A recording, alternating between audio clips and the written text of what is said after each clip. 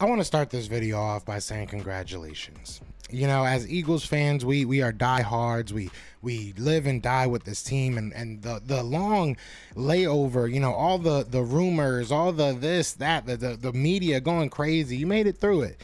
And now we are at the Philadelphia Eagles training camp. Tomorrow these guys go out there and practice. So I want to talk about 3 battles that I'm looking forward to. Let's get it. You want Philly? Yeah, let's do it. Let's do it. What's going on, you guys? It's your boy Joe Castro, aka Philly Fresco, and it is Philly the podcast. So today, like I said, I want to talk about 3 camp battles that I have my eye glued to, because there's more than 3. I'm going to be real with you. There's more than 3. This is going to be a very interesting off season, especially this training camp. You know, I'm just ready for some football. I said this on Twitter. If you are not excited for this Eagles training camp, you don't have a pulse. There's literally a battle at every level, especially on the defense. So before we get into that, be sure to hit that like, hit that subscribe, join the family. And if you're coming back, I know a lot of guys take a lot of people in general take the off season off and just kind of, relax and watch other sports. But if you're back with the Eagles, it's good to have you back. So let's get right into it, man.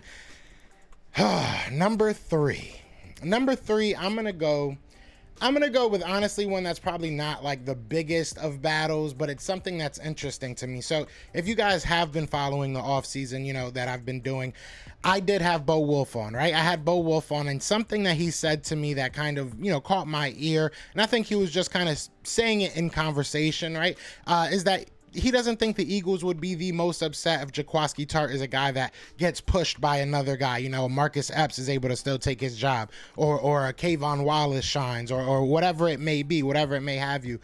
He's not ending up being that guy. So I'm interested to see what actually does happen at that safety spot. And if Kayvon Wallace, like I said, or Marcus Epps, or, I know there's a bunch of guys. I think Andre, the Chachere guy, I don't even know how to pronounce his name, but there's a whole bunch of guys in that secondary. So it may be one of those guys push him. It'll be very interesting. And I think it'll be very, how do I put this? I don't want to say it's like something that, oh, wow, he just beat Jaquiski Tartt, but it makes you feel good about these young guys. Jaquiski Tartt has not been a, backup. He has not been a trash player. Very, very opposite of that. He's been a very solid player for the San Francisco 49ers. So if one of our young guys is able to push him and kind of make him unnecessary, that would be awesome to see, for the future of this team, and obviously for the financial future of this team. Because if you got somebody like a Marcus Epps, somebody else like that, you're not necessarily paying them crazy amounts of money off the bat. So it's interesting. I'm looking forward to seeing what happens at that position. It's funny that we're talking about it now, the way that I'm talking about it now compared to how I was talking about it in the beginning of the offseason. I was really worried about that safety position, but now it's a very interesting and probably good ways position. So that's going to be my number 3, is a safety spot. My number two is honestly going to be, it's going to be at that defensive line spot, the defensive tackle most specifically, because look, the defensive tackle spot is really interesting. I know that we look at Javon Hargrave, we look at Fletcher Cox, and we're like, oh, these guys are dogs. But at the end of the day, Jordan Davis is on a rookie contract. People really like Milton Williams. Everybody I've talked to, whether it be fans or whether it be people, who cover the team, they like what they saw out of Milton Williams. They like the production and the maturation, I think, is the thing that people bring up most. He got better over that 17-game season. So it'll be interesting to see how everything plays out. Again, we talk about money, right?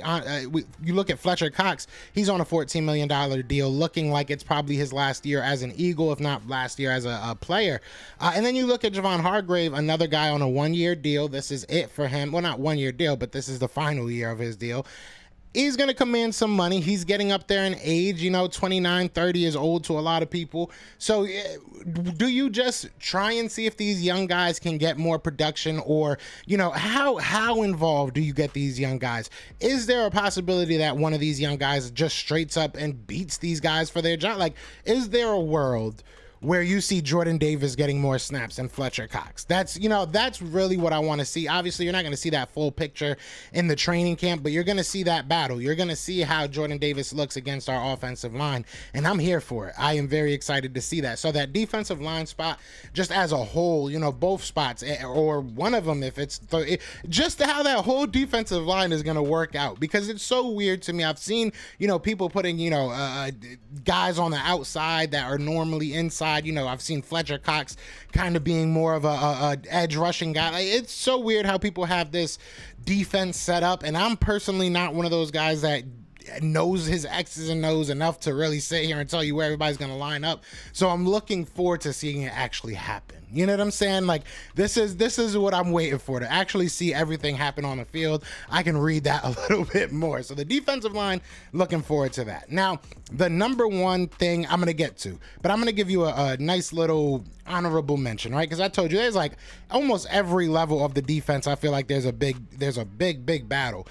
So the honorable mention, this is not number one, is going to be linebacking, right? Linebackers. It's a lot like the defensive line in the fact that I don't really know how they want to use them. I don't really know who they want to use and what type of situations, if it's going to be that, if it's going to be, the best 3 guys win, best 2 guys, 4 guys, whatever it may be.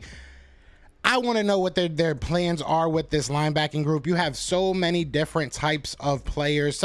These guys have talent. You know what I'm saying? Obviously, you don't make it to this level without having some form of talent. But you look at the top guys. You look at a Nakobe Dean, a Kaiser White, TJ Edwards, Davion Taylor. These guys had decent seasons last year. So it's going to be interesting. Obviously, Nakobe Dean, his season was in college, but it's going to be interesting to see how everything plays out, how everyone shakes up, what their role is, So I'll give you that as an honorable mention. The linebacking group is going to be crazy this year, and just like I said, it's how they use them, right?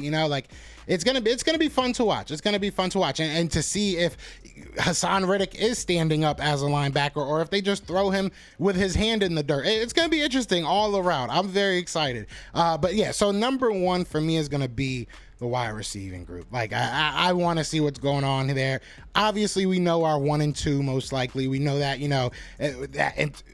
AJ Brown's going to be that number 1, right? You know that. Devontae Smith is most likely going to be that number 2, but either way, you can even say it's a 1A, 1B situation.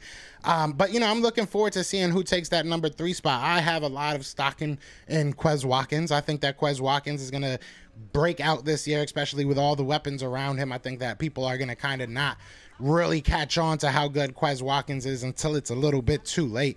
But we'll see what happens. Zach Pascal, what is his role going to be once you get to number 4 in a team that's really kind of run heavy? What is his role going to be? That's going to be interesting. It's going to be interesting to see if they're really battling it out, for that wide receiving spot. And then it gets even more interesting when you get lower on the totem pole, right? What's going to happen with Jalen Reagor? What's going to happen with a Greg Ward? What's going to happen with a John Hightower? It's going to be really, really interesting. I think that this wide receiving core has the potential to be okay. We have the potential to be pretty good. It's going to be interesting to see how it all plays out. So that's going to be my top 3 battles. You guys let me know. What battles are you guys looking forward to most? I know that there's a lot of things going to perspire through this, off season in this training camp.